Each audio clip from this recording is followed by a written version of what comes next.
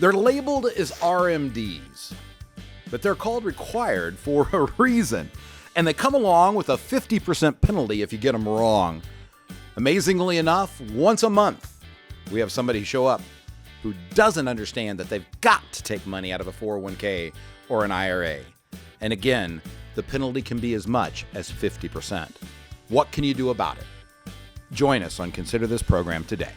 Good morning and welcome back to Consider This Program. I am your host, Joe Clark. And I'm Jamie Burton. Happy to have you along, Jamie. She's our senior advisor, one of them in the Lafayette office, Lafayette, Indiana, that is, for those of you who listen to other places. Today we are talking about timing being everything, and we're going to talk about this nasty little thing called required minimum distributions.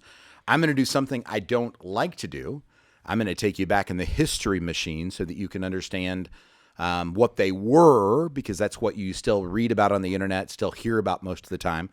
So this is bad data, right? This is wrong, but this is what you used to hear. So what is a required minimum distribution and when did it have to occur? Yeah, so required minimum distribution is when you have pre-tax money, and it used to be age 70 and a half. Now it's 72. The IRS, based on a life expectancy table, tells you a percentage of money that you have to take out of that pre-tax money. You know too much is the problem. Seriously, this is the best thing that I got at teaching at Purdue, right? I don't know what I don't know, but I didn't know what you didn't know, right? And you would walk in, and I had just got done teaching another class, and so I had a presumption, right, that you already knew stuff that you didn't know. And so me having to start over 14 times helped me a lot, right? So you said if you have tax-deferred money, what in the world is that? So that is 401k money or IRA money where you put the money in, you did not pay taxes on it, all that money grew tax-deferred. So when you pull money out of that account, 100% of it is taxable. So let me get this straight, because this was $1.4 million, I think, 2 weeks ago. Okay. Somebody with $1.4 million cried when they found out they had to pay taxes on the money that they'd never paid taxes on before, because nobody had ever told them that before. Yeah. Now, so some of you just may have wrecked your car, right? Either because you didn't think you had to pay taxes on it either, or that somebody could have that much money and not know that that was the rule. Yeah. But literally did not understand if you tax defer money, right? If you tax defer money, you are now in partnership with the IRS, and they are the voting member. Because when you go to pull the money out, the tax rate that you're going to pay is going to be based on whatever the rates are at that time, right? So you're even partnering with people who may not even be born yet, right? It's whoever's going to be in Congress and Senate and the White House, that's going to sign off on this. So that's tax deferred money. So when you put money in a 401k or a 403b for not-for-profit people, or an IRA, right? You're agreeing to defer the taxes on that, right? Now, if you do a Roth, that means you're paying the taxes today, a little bit different, but okay. So that was a tax deferred part. What's this life expectancy stuff about? Yeah, so the IRS, based on data, decides how long you're going to live, pretty much. How long the average person is going to live at that age. Yeah. Yes.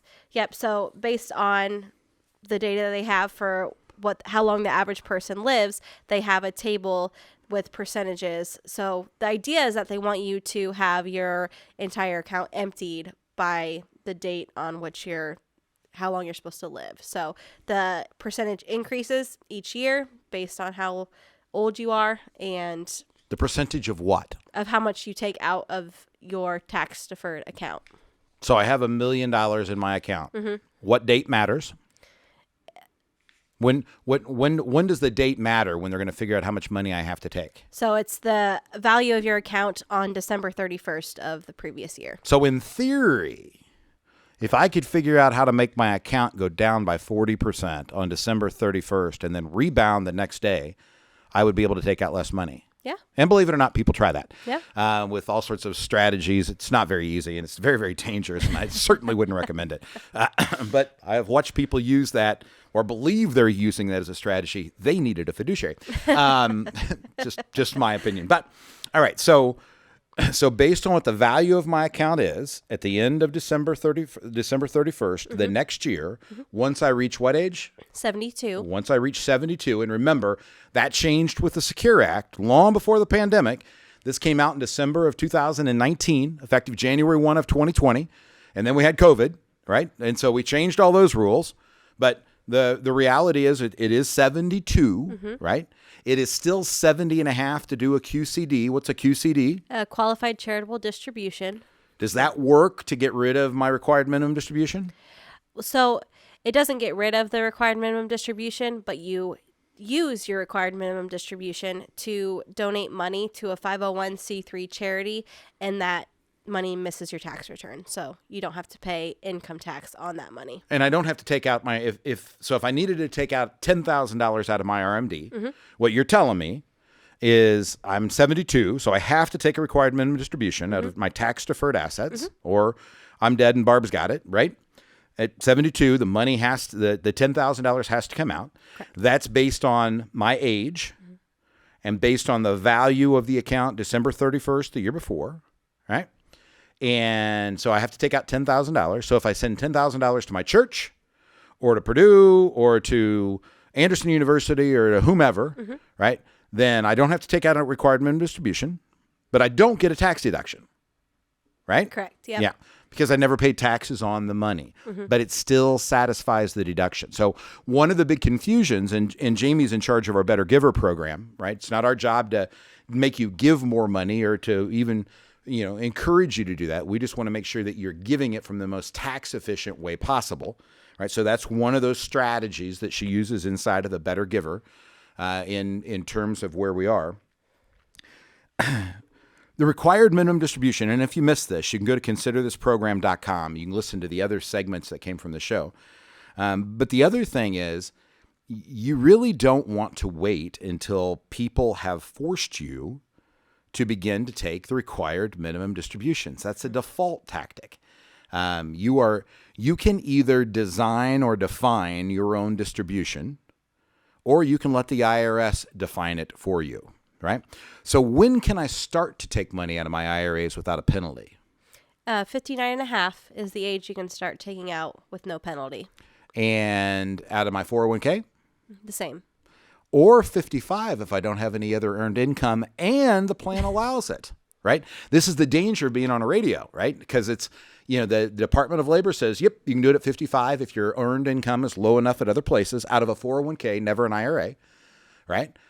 But the plan documents have to allow it. That's one. And two, you really have to have no other income, right? Earned income. And that doesn't happen very often. Yeah. But part of that strategy that you need to understand as you look at all of this stuff, as you try to figure it out. Again, there's a lot of moving parts. Distribution is not easy, right? But you just don't want to default and let the IRS be in charge of it. And what we see happen time after time after time is people said, I don't need the money out of the account, or it finally hit that number that made them so happy and so excited that they had it, right? That they don't want to take it out, right? And then all of a sudden they reach that magical age and they're forced to take it. So just because you lived at 72 does not mean you're dying at 73. But is your life expectancy by definition now shorter? If what? Is your life expectancy by definition now shorter? You're a year older. Yeah. Right? You're closer to death than you were the year before. Right. That's yes. forget the big words. That's the easiest part about this of understanding. Yes. Right? Yeah. So, and at 72, you're going to take, if you're married, you're going to take out about 3.7, 3.8% of the account. Right? So how long do you think the Financial Enhancement Group would be in business if we averaged 3.7 to 3.8% for 20 years or 25 years? Yeah, probably not very long. We probably wouldn't be blessed with the asset base we have, right? So let me get this straight. So if I'm only taking out the required minimum distribution and I'm getting older, I have to take out a larger percentage. And I'm making more, my account and hopefully grew more than what I pulled out. So now I have to take out even more income the next year. Absolutely. Which could push my Medicare Part B premiums to a new level, which could put me in a higher tax bracket.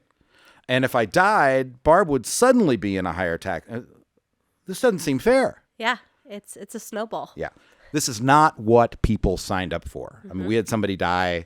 It's probably been 8 years ago now, but he passed away, and she had to pay 53% more in taxes the next year just because he died. all because of what I just laid out in that scenario. So this is a huge, huge deal, and you do not want the IRS to define your future when it comes to this. So you want to be very, very smart, deliberate, and intentional about when those distributions are taken. Any final words on this one, Jamie? Yeah, just when you are getting to that age, you need to make sure that you know where all of your assets are. So we've had a family come in that kind of forgot about an old 401k that they had. So when they got to age, at that time it was 70 and a half, they had not taken required minimum distributions from it, and bam, they owed that 50% penalty, just because they didn't realize that they still had that account. I will tell you one of the nice things about the IRS, and you don't normally hear me say anything like that, but this is true.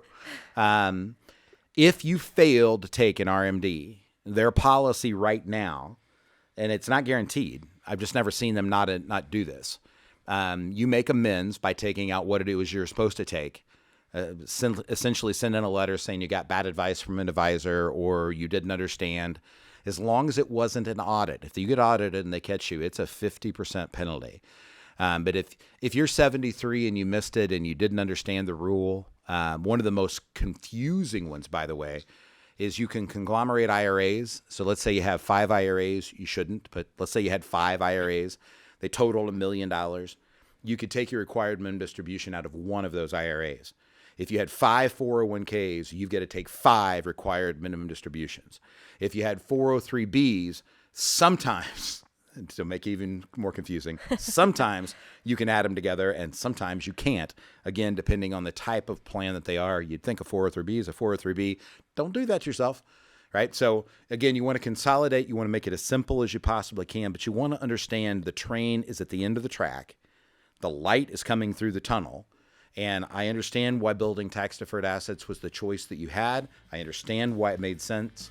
But let's build a strategy to help you mitigate wherever you are. Let's get you the best future possible based on all of the things that we know about the tax code and where we are. Go to yourlifeafterwork.com. Get signed up for a Next Steps meeting, 800-928-4001. It's complimentary. We look forward to meeting you. 800-928-4001.